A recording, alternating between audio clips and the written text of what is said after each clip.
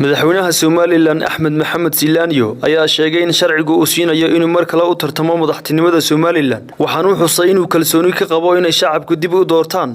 waxa la faafiyay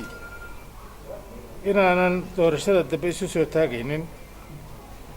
taara waa dacadii badnaa walba socon jiray weeye mar walba loo saaraba loo saareeyo loo sameeyo lagu gudbaba la sameeyo jiray weeye waxa la wax ka jira ma jiraan inta sharcigu ogol yahay waa taaganahay wax alla waxaan qabaana ma jirto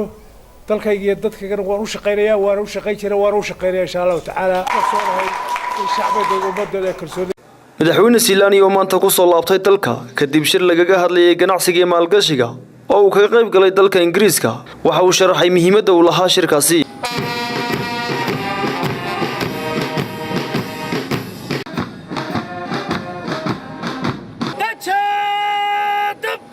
دحدة برنامج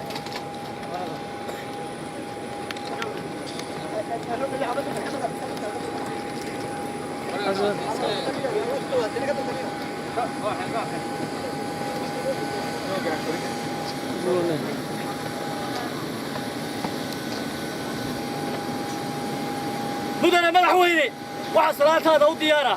cutubyo ka tirsan ciidamada qaranka Jamhuuriyadda Somaliland mudane madaxweyne ku soo dhawow shirka aanu isqanay wuxuu ahaa shir loo qabtay maalgashiga Somaliland si loo maalgashan lahaa horumarkiisa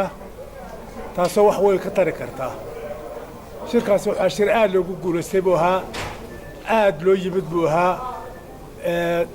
dawladda Ingiriiska iyo muxuu cidii kale yimid ba aad iyo aad uga soo qayb galeen buu ahaa marka shirkaas shir aad iyo aad aanu ugu faraxsanahay kuna soo guuleysanay ilaahayna rajeynayno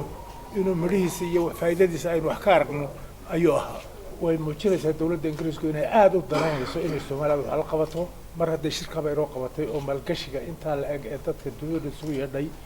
oo waxay muujinaysaa interest ay ku leedahay Somaliland iyo inay danaynayso Soomaaliya horumarkeeda ay muujinaysaa taasina wax weyn bay inoo talaysaa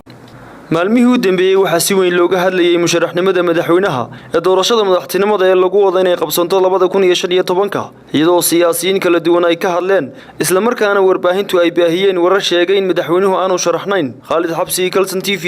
Hargeysa